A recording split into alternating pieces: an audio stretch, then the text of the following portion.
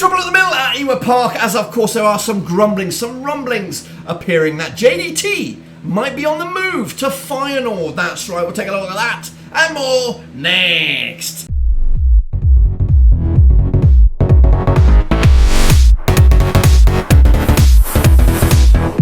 That's right, folks, back once again with another video. Today we take a look, not at transfers, but at a bubbling story that may have just burst the surface a little bit, and that is the future of JDT. That's right, goodness gracious me. What we're talking about, we'll tell you in a second. Of course, people shout them my VIPs. They are the patrons, of course. You know who you are. And of course, if you're new, where you been, subscribe, thumbs up, hit the little bell. Your one-stop shop for Championship, Rovers, World Football. We're going to all hear boys under one roof. But yes, broken by, I think there's a legitimate source out there. Let me try and find it. Linked with a move elsewhere. Let me bring that bad boy up. Okay, so we are going a little bit weird with the link here, but this is what I'm using. So there is a tweet. It is, of course, by Rovers Latest, who do break a lot of transfer rumours and suggestions, and of course coming from Alan Nixon, of course, via maybe possibly his Patreon account or something like that, saying Rovers are preparing for an approach from Dutch giants Feyenoord for head coach Jon Dahl Tomasson.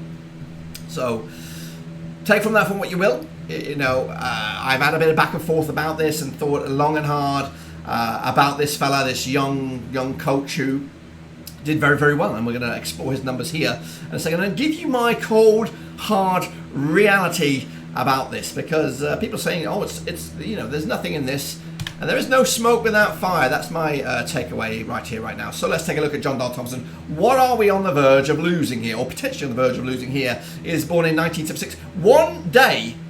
He's actually this, pretty much the same age as my sister here. She was born 76, born on the 30th.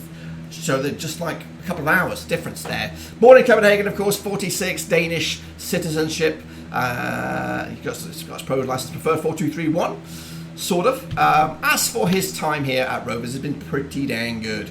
1.5 points per match on average, picking up 69 points over the course of the 46 games, winning 20 of them, losing 17. And of course, good runs in the cups, the FA Cup and the EFL Cup. And again, if they were points games, we would have a 2 point points per match success rate within the FA Cup, a 2.25 success rate in the EFL Cup. So pretty good for the grand scheme of things over the course of those 55 games.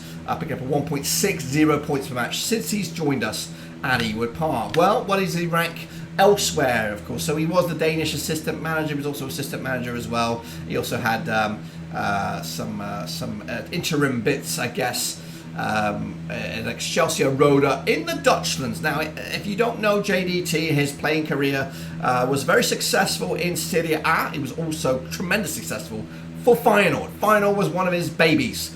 He went there early in his career, and he also finished his playing career off at Feyenoord. We've got to read into this a little bit more seriously. I'm going big picture. We'll go back to this graphic in a second. It's like Alan Shearer at Newcastle. The lure is there. He may not be born Feyenoord, but Feyenoord is where the players or football spectators saw the best out of JDT. It's coming home. It's David Dunn returning to Rovers. There is some concern here. If this was PSV, or not PSV, but FC Twente or something like that within the Dutchlands, then maybe I'd feel a little less concerned about it. But Feyenoord, that's his baby. And we have to take this some serious thought here. And again, let's kind of throw a little bit of cold water on the fire right now, right here, right now. Feyenoord just become champions of the Dutchlands. Arne Slot is the current manager and still is manager for Feyenoord. We have to see if he moves on. Pastures new, of course. Ajax last season with Ten Hag, hot property manager. He went to United. Will Arne Slot do the same and jump ship or move on to the Premier League with Spurs? Maybe another club looking around, Leeds or something. Whoever's on the search out for a new manager. I think Spurs is the main top job left. Pochettino has taken the reins at Chelsea, but yeah, that needs to happen before anything else was to happen. But if that does happen, then we have to really take this serious. This is a serious consideration. the lure of Feyenoord for JDT is too good to turn down. I've heard comments about he's done Champions League football with Malmo and all that. That's different. That is different. This is his puppy, and this is his moment to shine. He could do well there, playing Champions League football. And again, yes, we're in a project and stuff like that. Everybody has a price. Everybody has a price, and I feel JDT could be lured, and I think we got to really consider that. But anyway, 1.87 points per match for Malmo, and again, he had little stints in Holland with some other clubs as well. Of course, what about the previous manager? He did at one point, he did an okay job in South and got them to the playoffs. 1.53 points per match. I'm just trying to shed some light on what we're missing here. Of course, Mowbray did well. He may also be. We're not going to go back to Mowbray. That would be an absolute rocket. That'd be balmy. But I'm just comparing the two here. JDT to Mowbray, of course, 61 points he picked up in his tenure. Of course, O'Neill, whatever his name is, Alex Neil, had also the points beforehand for Sunderland. He was there. So, matey boy, 1.6 compared to 1.53. So we bettered ourselves. We bettered ourselves in regard to what was left behind by Tony Mowbray. Meanwhile, let's take a little look at, of course, Tony Mowbray's track record here. 1.47 points per match. Compare that to that of JDT's 1.6. He blows them out of the water, bar his time at Celtic. And of course, I could win the fucking league title at Celtic. You could win the league title at Celtic. So 1.6, again, it's only one season wonder, perhaps. Stock is high for JDT. He's got admirers as well in Leeds, and Leicester, of course, could be themselves joining us in the Championship, and they would come with a bit of money and a bit of play. So we've got to, I don't know, I'm excited about new season, and realistically, I feel there is a chance that he will stay and disregard stuff like that and be loyal to the project. But really, everybody has a price, and of course, we've got to consider what's at stake here. Meanwhile, there was also another following tweet, following sort of nugget of this. Rovers had this guy, Russell Martin, as a contingency plan should this scenario have come up. But now, Russell Martin has been lured to Southampton, it looks like. Young manager, 1986, younger than me, 37 years of age, plays really good football, but can be a frustrating character in the dugout. And again, Southampton are joining us in the Championship, so Rovers' contingency plan, or part of that contingency plan, was this guy, should JDT leave. Of course, maybe, I believe the scenario is not great for Russell Martin over at Swansea, and seeing this chance to move to the South Coast, to a team that's probably hotly tipped to go back to the Premier League. So yeah, and he did a 1.43 points per match with his tenure this season with Swansea, and again, who just fell short in the end. And he has a 1.35 points per match ratio over the course of his tenure. 2 seasons, I think. 2 seasons at Swansea, 1.38 total. So this was the contingency plan, of course. And of course, if we want to put him in a bit more spotlight, this is what we're looking at here. This is the glory moment.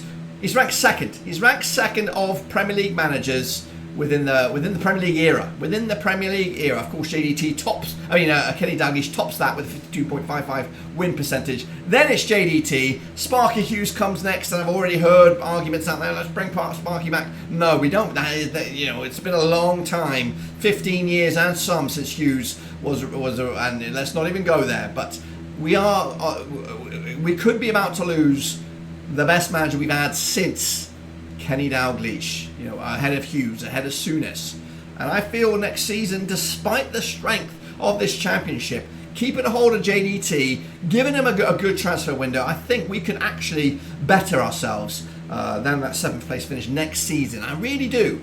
But we lose him, and then who bloody knows who we could be bringing in. But that is another little nugget of information. Who could we go turn to? That's what I want to put out here, more of a consideration. And if this was to happen, who do we turn to? Well, I've got this guy for you, Knutson, coming at you from Bodø/Glimt.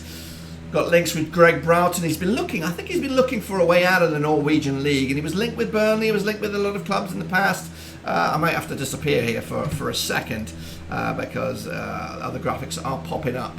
Also another candidate Chris Wilder, actually. Yep, let's get over there. Sort it out, Dirk. Sort it out. Chris Wilder, of course, was the next best thing, wasn't he? After he steered Sheffield United to the Premier League and managed to keep them on the books in the Premier League. But of course, his stock has plummeted since his Borough and Watford days.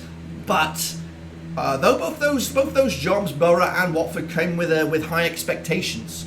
You know what I mean? So I think a Rovers team with a bit more, it is a bit more Mowbray-ish than the Knutsen. Knutsen's a bit more JDT. So, and again, you would think the connections with Greg Broughton and Knutsen may lead to something in the end. What about, what else have I got for you? I've got this guy, Nathan Jones. Yeah, he's... nobody seems to like him, but he is a results kind of guy, and he did fantastic twice for Luton Town, getting them from from the pits of despair to playoffs. Of course, he went to Stoke, failed there. He went to Southampton, failed there. Is he a one-trick pony? Is he a bit like Chris Wilder? Can only do wonders at Sheffield United, of course. Well, his name would probably be linked if this was to have some legs. What about this guy? All right, there, lads. Yes, Stevie G. Can he be the answer? Looking for a job now. His stock has taken a bit of a tumble since his time there at Aston Villa. So yeah, what's it to be like? What's it to bloody be? I don't know. I really don't know. For me, I'm just hoping that the rumours go away and hoping that Arne Slot stays where he is at Feyenoord. That's the domino effect. The domino effect of the transfer window, of the managerial merry-go-round. It's looking at the pieces that are involved in this, and the pieces that are involved is Arne Slot. I don't think a Leeds or a Leicester could tempt a JDT from one championship project to another.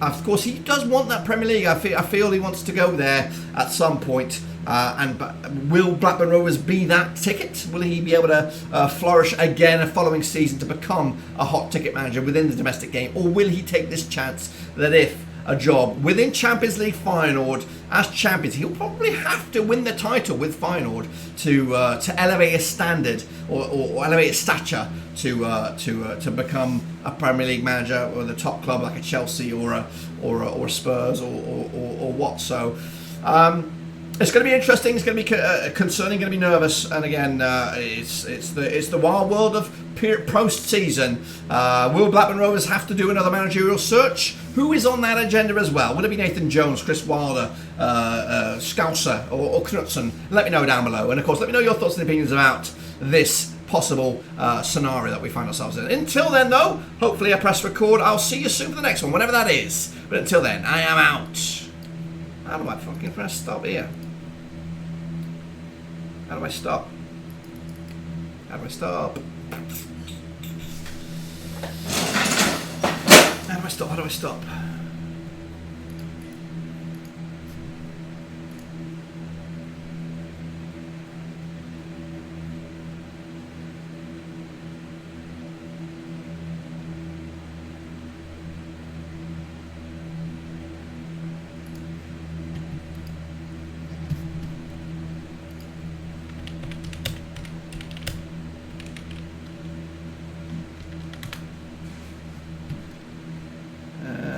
Here.